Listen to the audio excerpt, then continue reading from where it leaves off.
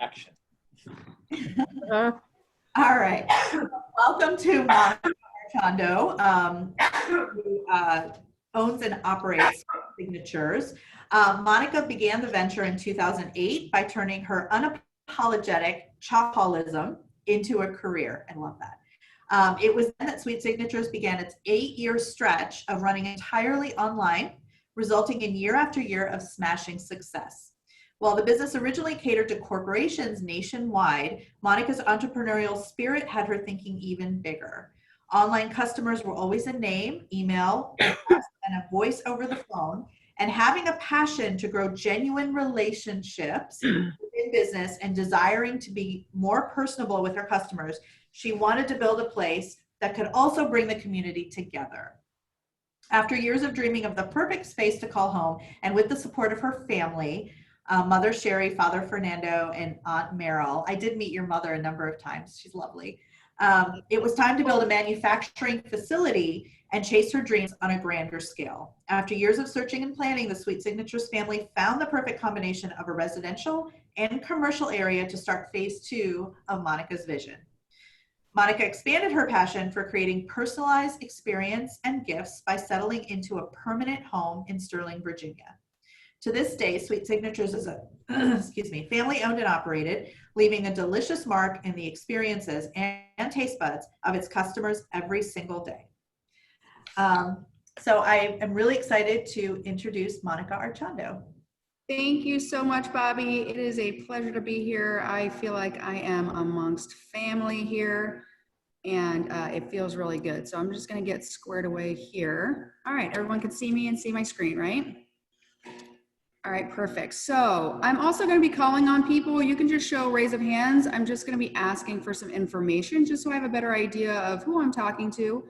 As Bobby mentioned, feel free to chime in with questions. If you want to just like raise your hand and then unmute yourself, it might be hard for me to see you. But this is more informal than it is formal. The goal of it is to take away some additional information. So if I can help by answering your question, I would love to be able to do that. There's a few things that I'm going to be talking about today. Obviously, a quick little brief bio. I know a lot of people are kind of curious on how I started, why I started, maybe the direction I took, maybe why I took it there. But more importantly, we're going to talk about brand building, some differentiation, why being different is important and how you can set yourself apart, and then the impact that all of those things have. I absolutely love this topic. It is something that I am incredibly passionate about and I could talk about for hours. I've helped a lot of businesses with their branding, and I would love to be able to help you if I can. So if anything comes about during this talk and you want to reach out to me afterwards, please feel free to.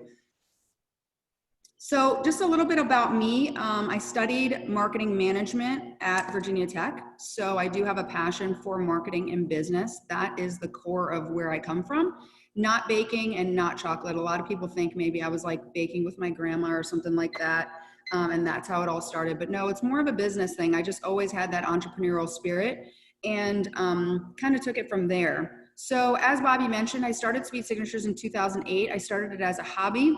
And it was originally online only. And then I acquired quite a bit of business. A company found me online, and from there I was making about 16 hand-dipped Oreos with their logo, 1,600 hand-dipped Oreos with their logo a month and sending them out to Wisconsin. So from there I knew I needed some additional space and realized that I had something good going for me. So thankfully I had the support of my family, and as I looked for space, they decided to jump on board. So I started the company myself, did it for about 6 to 8 years by myself, and then my family jumped on board soon after when we decided we were going to build this space.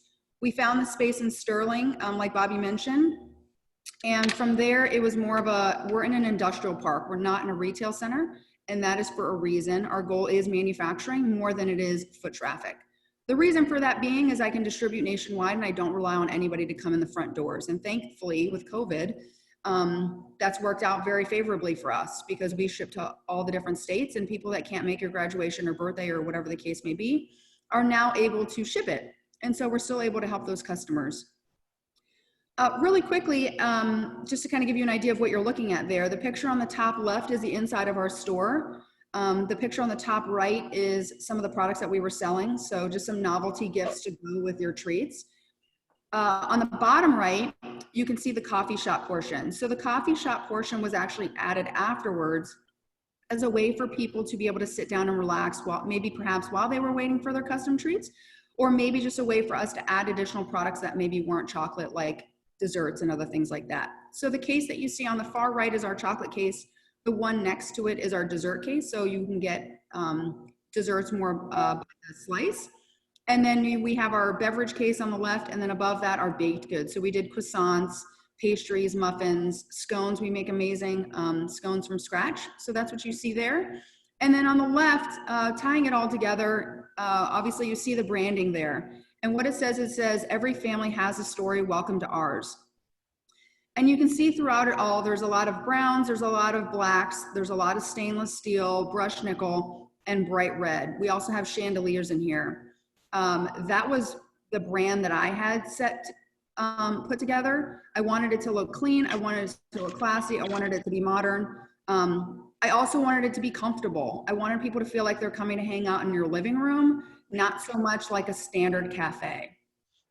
Part of the reason for that branding next to the window there, that's actually our chocolate room where you can look inside to see chocolates being made. And you see all the sprinkles on the shelf because that's how we customize a lot of our treats for the various occasions and school colors and birthday themes and things of that nature.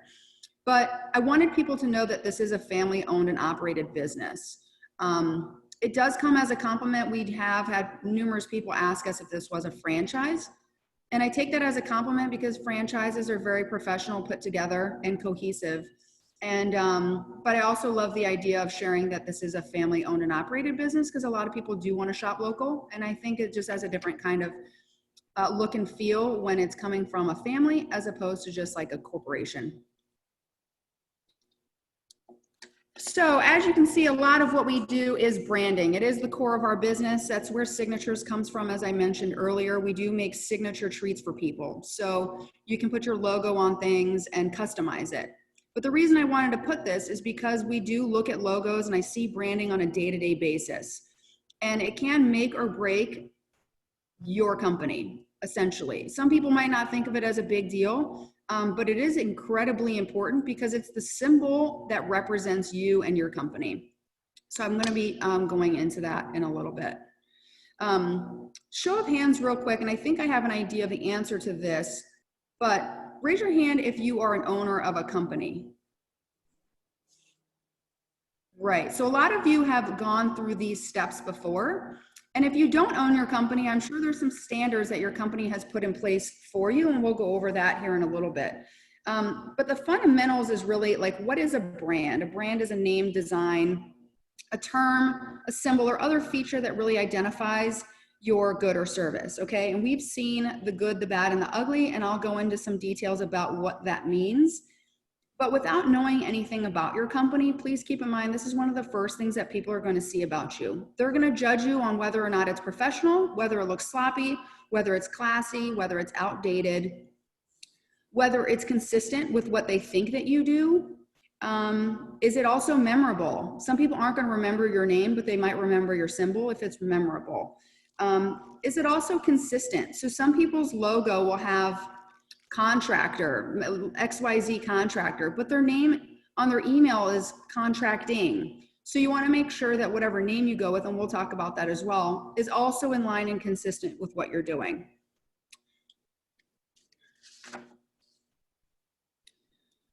So there's a couple ways to look at it. There's the people that are developing new brands and businesses, and then we've got the established business, right? So a lot of the people that are starting a new brand or business are going to go through the following thoughts and processes to be able to come up with this brand. And then there's going to be things that you need to take into consideration if you have a more established business.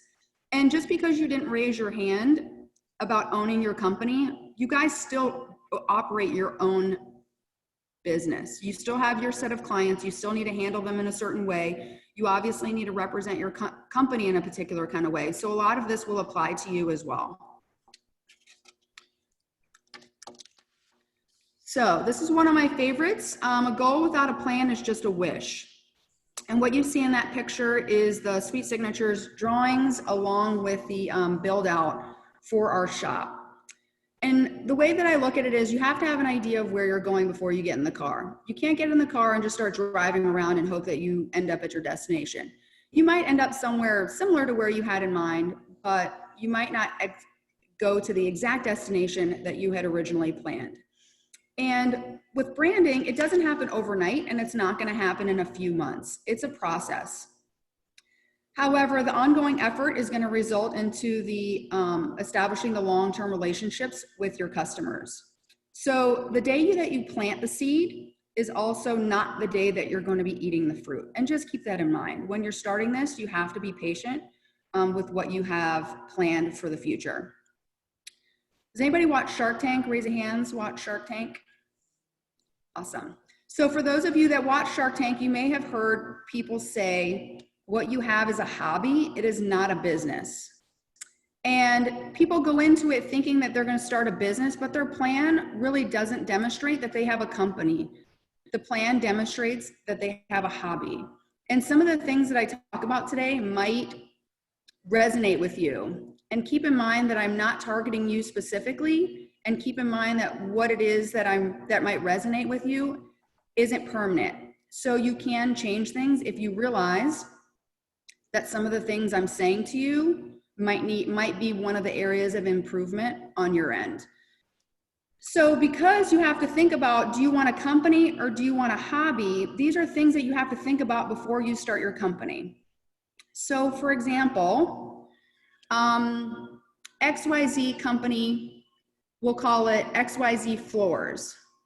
So John Smith wants to start a flooring company. He loves doing hardwood floors. He's going to call it XYZ Floors.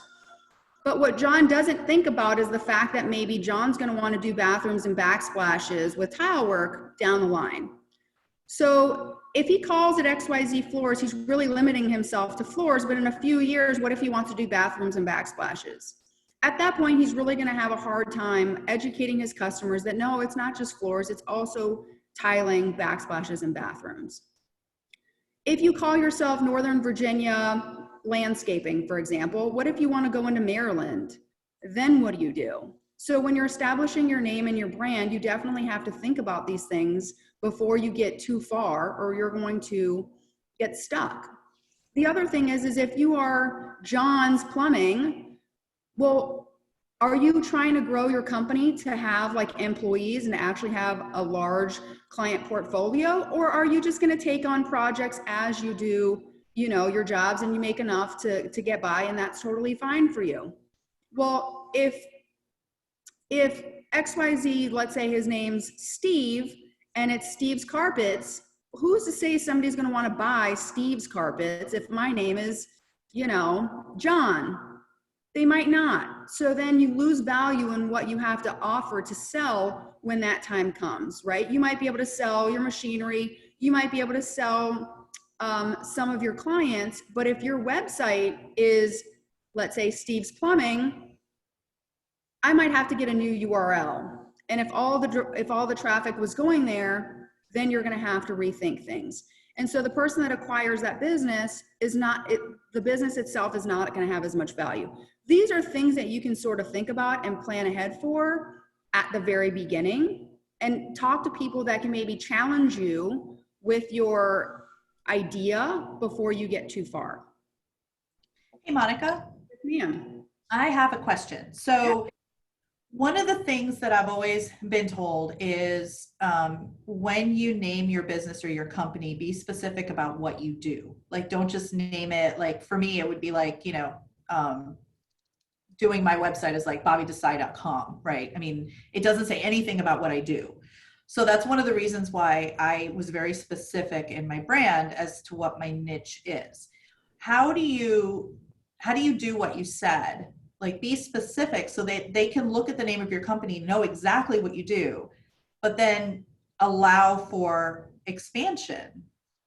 So the problem, so I think I certainly agree that you have to be specific to be terrific. The problem is that if you're too specific, you put yourself in a corner. Now, for those people that have a company where it's first name, last name, you can certainly establish an incredible line of work, but you don't have much that you can sell when it's all said and done.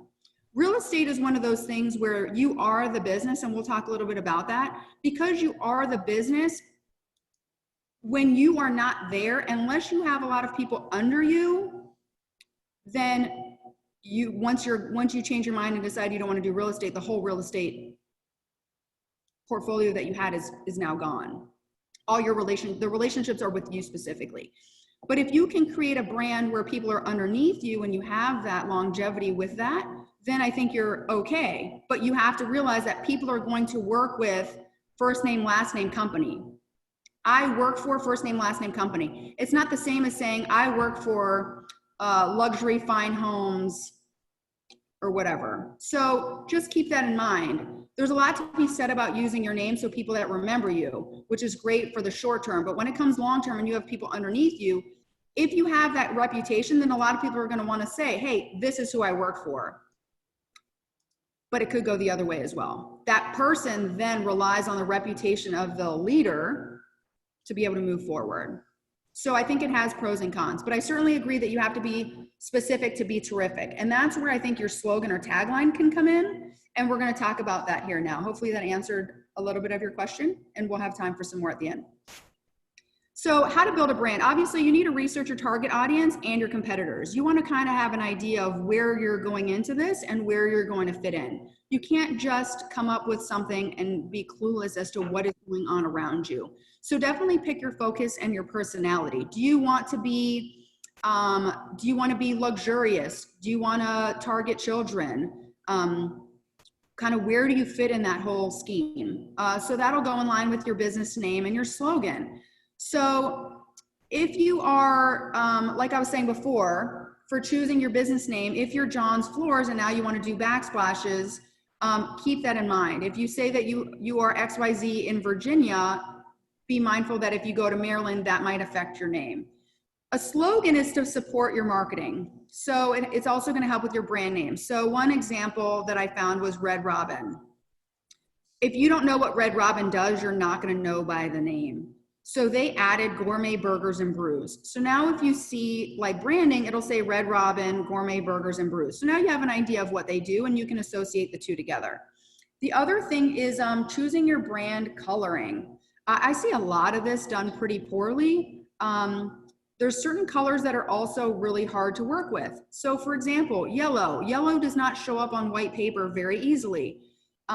There's colors that are going to be, let's say you want, I deal with this sometimes, specific colors of purple, or perhaps it's a teal. You have to think about how that's going to change when you change what you're printing or putting it on, right? So if I get embroidery and I'm using thread, the chance of being able to match that specific teal or purple is going to be incredibly hard. But if I'm screen printing it somewhere else, that's going to have a different shade. If I'm printing it on paper, let's say marketing material, can I match that same shade of teal? So these are things to think about when you're choosing that. Also gradients. A lot of people want to use gradients, which can work in some cases, but can also make it very challenging. If you have a gradient in your logo, and I think Colleen, you might have a gradient in your logo, right?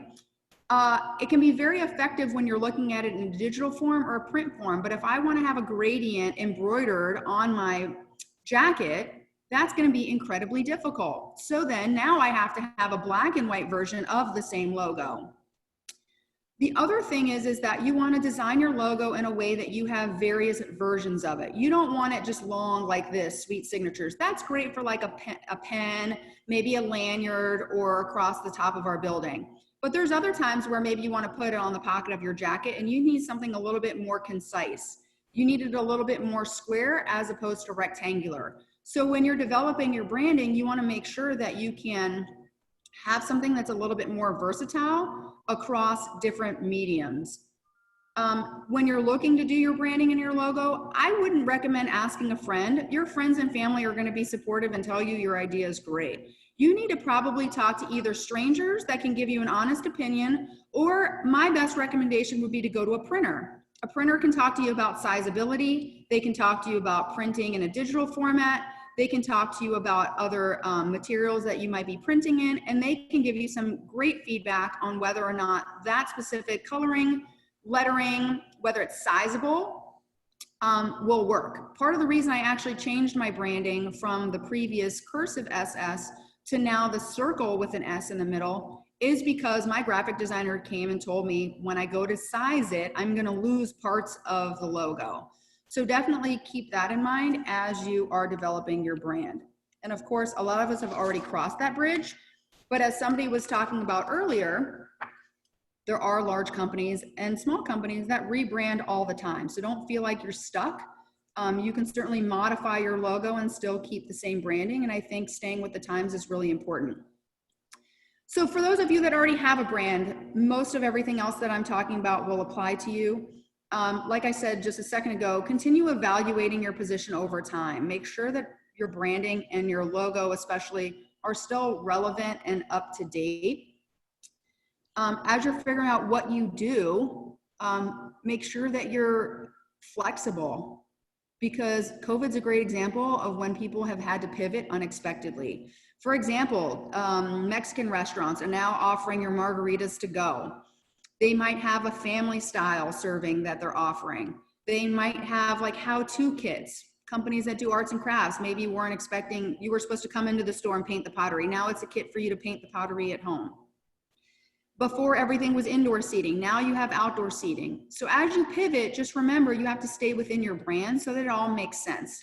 You can't really be everything to everyone just so that you can capture some business. So you just want to make sure that you keep that in mind.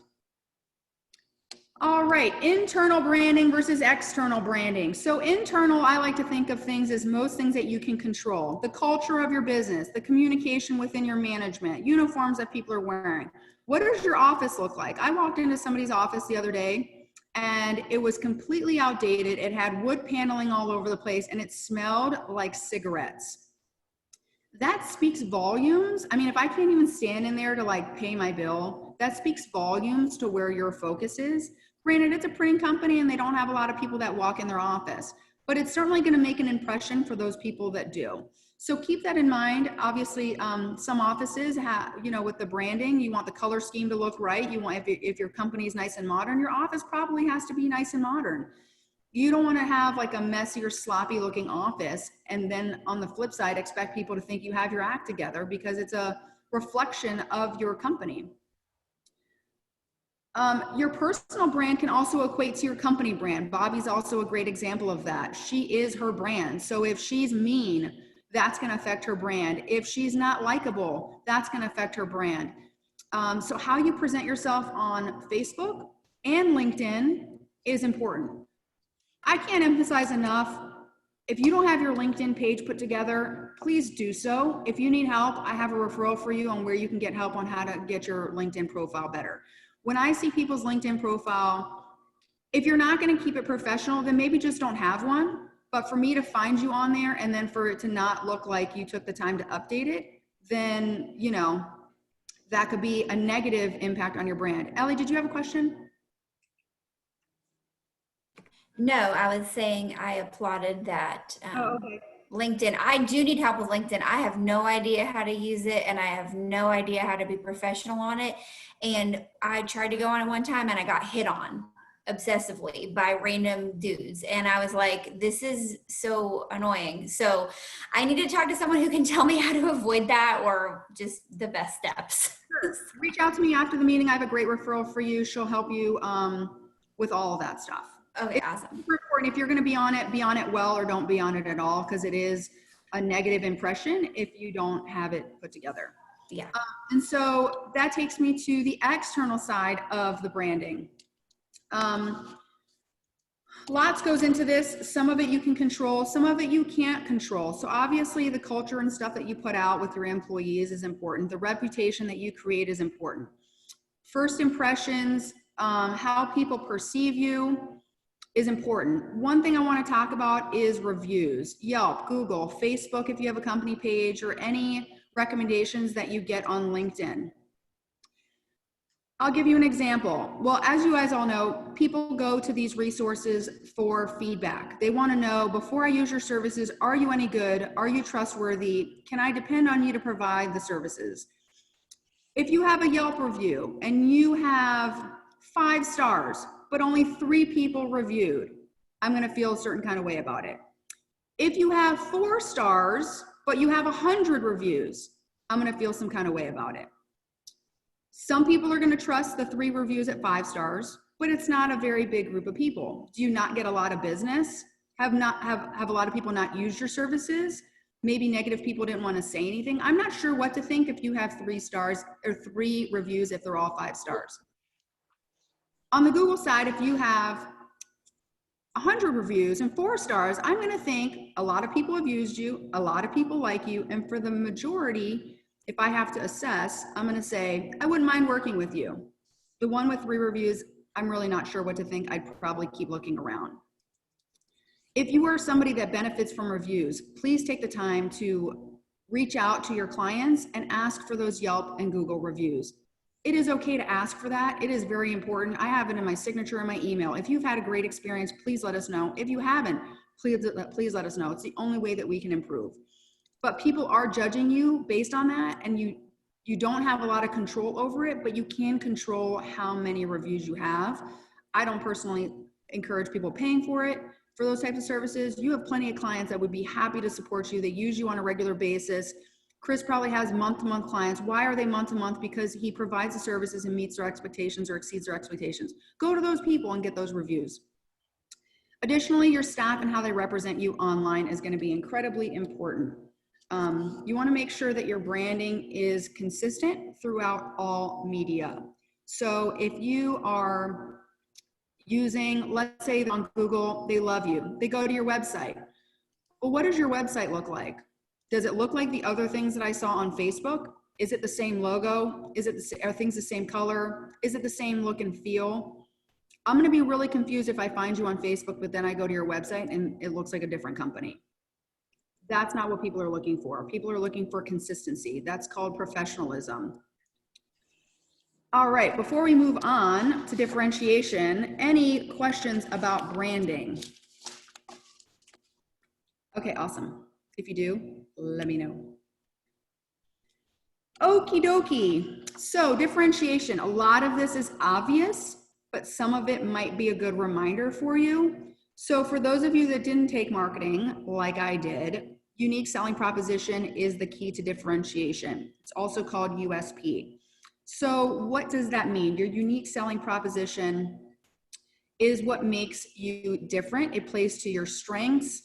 It should be based on what makes you unique, but most importantly, what makes you valuable to your customers. Make sure you know your niche in some way, shape, or form. As Bobby was saying, you want to be specific to be terrific. She has found her niche and it works for her, and people know her as Special Agent Bobby. And that's a fantastic place to be, because when they have that sort of need, they're going to go to her, and there aren't many people that focus on what she focuses on. And so she's very familiar with that category, and people are going to feel comfortable for that. So congrats to you for finding your niche. The other thing is are you, and this is one thing that I get on people about a lot, are you meeting expectations or are you exceeding expectations? So you tell them it's going to cost you $500 to do X service. You do X service, they pay you $500.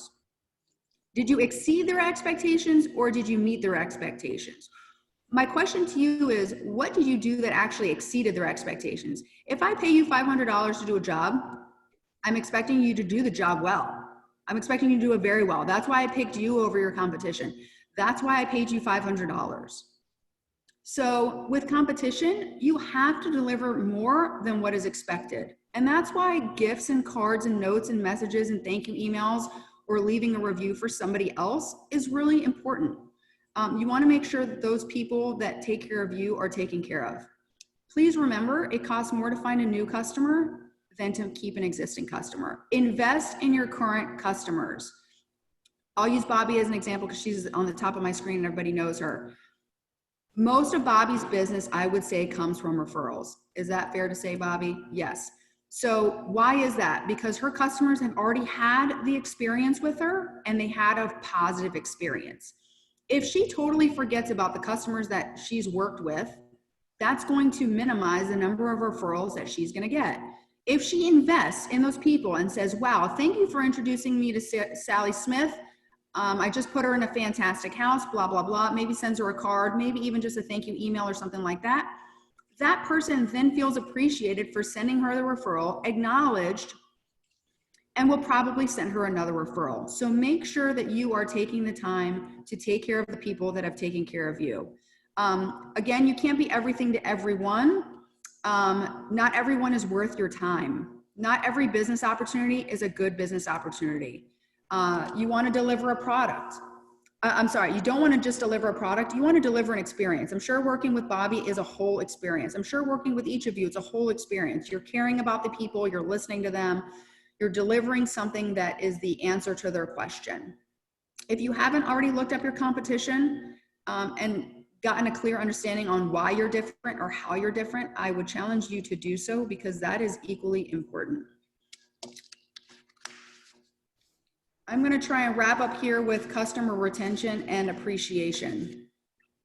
Going back to what I said, you have to retain the people that you have and appreciate them. That is where a lot of your business is coming from. It is not business smart to be spending more and more money on marketing to acquire more and more clients if you're not going to take care of them once you've acquired them. So there's a lot of ways that you can do it. The biggest importance is being intentional. Don't send them your tchotchkes and your promotional products. That is more about you. That is not what this is for. Make sure you thank them for closed business. Thank you card, email, a note of some kind. Send them something that you'd like to send them. Don't send them wine if you don't know that they love wine. There's no greater insult than sending somebody a bottle of wine or champagne and they're not a drinker. That is going to backfire on you because you weren't paying attention to who you just worked with. And that person could be insulted. So definitely be intentional. There are plenty of things that you can do that are budget friendly. Put your list together of what you can possibly offer and find your system. What I mean by finding your system is where do you compile your information to determine who's going to get one of these? For me, we work with a lot of people that have a small, medium, and large. Small for one person could be $10. Small for somebody else could be $50. Have your categories of what you're going to do, when, and for who. Maybe you're sending, like, I'll use Bobby again. She might know when people's birthdays are. More importantly, she might know when their 1 year anniversary is for when they moved into the house. If she sent them something at their 1 year, that's going to be like a pleasant surprise out of nowhere that they're really going to appreciate. It's very thoughtful. It's very intentional. So when you give a gift, give something with intent. Be mindful of the person that you're sending it to. Don't just pick one thing across the board and send it to them. So you can get your spreadsheet together. You can start shipping early.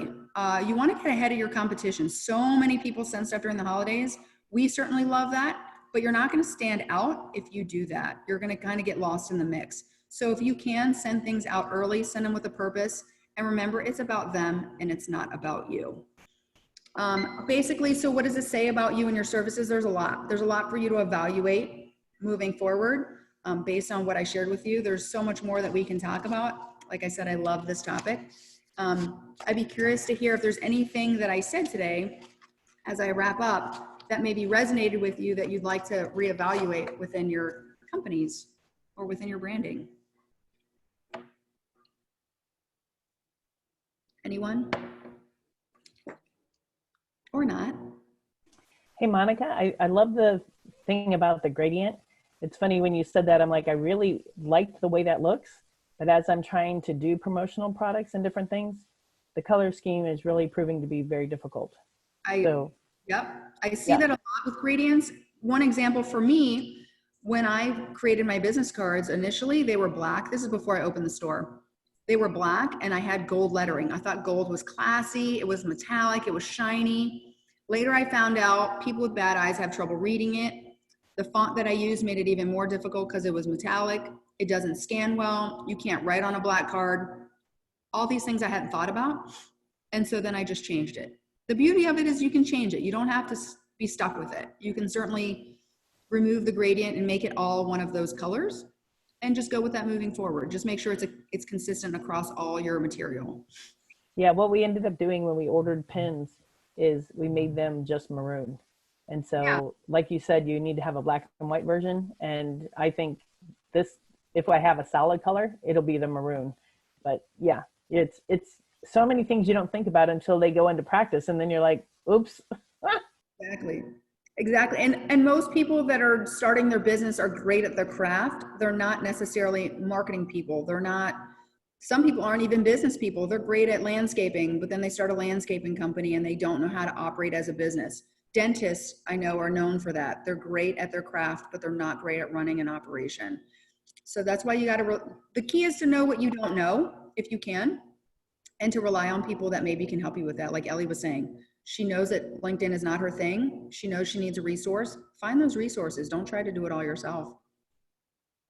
Monica, how did you decide to go into, because you said your background is marketing and you didn't really, I mean, did you bake before? Did you already have an interest? So I've always been into food and dessert. I definitely have a sweet tooth. I started working for a dessert manufacturer doing new product development for cookies, cakes, and muffins. So I was the product manager for those categories, and I had a manufacturing facility out of New York that I worked with, and the pastry chef was in New York. So I used to fly up to New York to develop new products. And these products were basically what I found on the market, what I found that the market needed. So it could have been like a 3-inch cookie, or it could have been this flavor muffin, or it could have been this type of cake. And from there I started, we were working on a chocolate cake, and it had cocoa butter designs on these chocolate wafers that she created, the pastry chef did. So I started chocolate as a hobby, and then I started giving it away. And then my mom was like, well, instead of giving it away, at least charge for the ingredients so you don't lose money for your hobby. So then people wanted to know what I had, so I had to create like a price list. And then more people wanted me to make something for their baby shower or something. So I'm like, well, what would you like? They're like, oh, do whatever you want. So then I would just play around and do whatever. And then it just kind of grew from there. So my price list with pictures ended up turning into a website. And then that's where signatures came from, because I was just making their own thing for their own occasion. And yeah, it kind of took off from there. Wow. I've always been crafty. Hey, Monica, thank you for dropping the first impressions. It's a real deal, it will either make or break those people. And self-sabotaging is a real issue. When you need medical help professional way, being professional, same thing with how you put out yourself to the world. Just seek the professional help, the honest feedback, and rock on. Can somebody translate what he said? Because some of it was breaking up. Yeah, I was breaking up. Was Well, I breaking up? All right. First impressions. Well, what I will say about Vadim and what Vadim does, and going back to what I was talking about with LinkedIn, Vadim does a lot of headshots for people. If you are on LinkedIn and somebody has a